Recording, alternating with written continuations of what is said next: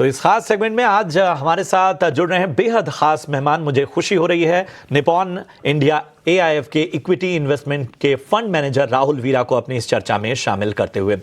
राहुल जी, बहुत बहुत स्वागत आपका। और एक बेहतर माहौल और न सिर्फ भारतीय बाजारों की एक तरह से बेहतर शुरुआत और बेहतर ट्रेंड्स नज़र आ रहे हैं, बल्कि हम ग्लोबली भी अगर देखें तो चीज़ें सेटल डाउन होती नज़र आ रही हैं और कहीं ना कहीं बाजार उसको एब्जॉर्ब पहले से कर रहा है। आज का दिन बड़ा अहम है हमें, ख़ासतौर पे रूस यूक्रेन युद्ध के जो विराम की जो तमाम उम्मीदें हैं उसको एक तरह से मुहर लग सकती है।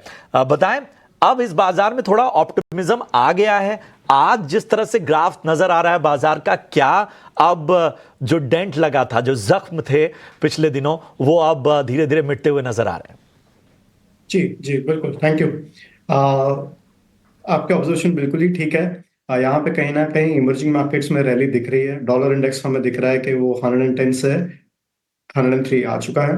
तो एक risk on rally across the equity markets बहुत क्लियरली विजिबल है। तो जो इंटेंसिटी से हमारी मार्केट गिरी थी, शायद उससे तो हम यहाँ पे रिलीफ मिली है अच्छी खासी। आगे चल के यहाँ पे कहीं ना कहीं हमें देखना पड़ेगा एक बार के लिए। एफआई सेलिंग जब भी कम होती है यहाँ से, तो हमारी मार्केट में फ्लोज इतने स्ट्रांग है कि we will be able to recover. हम यहाँ से बेहतरीन करनी चाहिए। अभी हम लास्ट 3 क्वार्टर से देखे, जो अर्निंग्स विजिबिलिटी कम होते जा रही थी, राइट। अब अगर हम सेकंड क्वार्टर में देखें तो सिर्फ 5% अर्निंग्स ग्रोथ थी, Q3 में 8% अर्निंग ग्रोथ थी। अब जाके अगर हम डबल डिजिट में आते हैं हर क्वार्टरली बेसिस पे, पूरे साल के लिए FY26 में अगर हम 11 से 12% की अर्निंग ग्रोथ दिखाते हैं एट निफ्टी और NSE 500 के लेवल पे, तो हमारी मार्केट यहाँ से कहीं ना कहीं रिकवरी दिखेगी हमें। Rahul, good morning, Kavita this side. और चलिए, यहाँ पर जिस तरह से बाजार फिलहाल मोमेंटम दिखा रहा है, एक ऑप्टिमिस्टिक आउटलुक आपने दर्शाया है।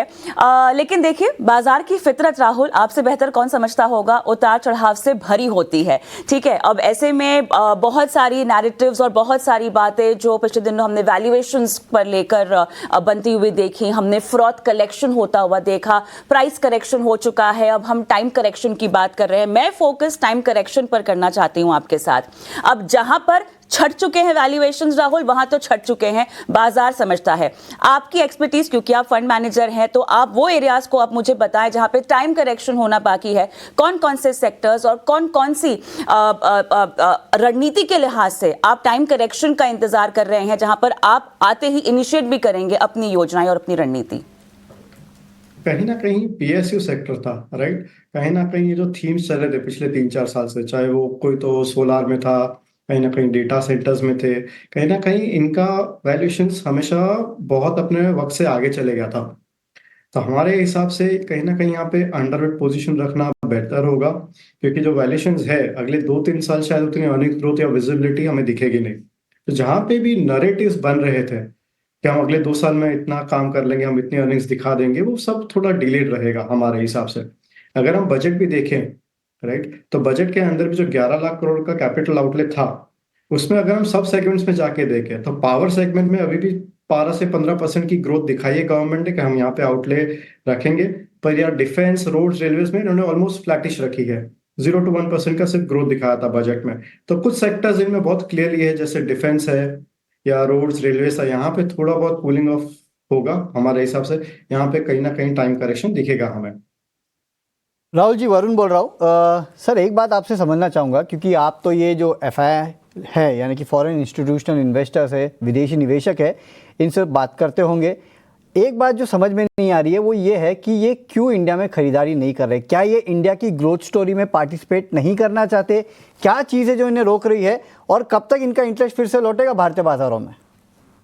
जी सी, अगर हम देखें करंटली इनका टोटल होल्डिंग है 16%, इनका 16% इनका अभी होल्डिंग है इंडियन मार्केट्स में।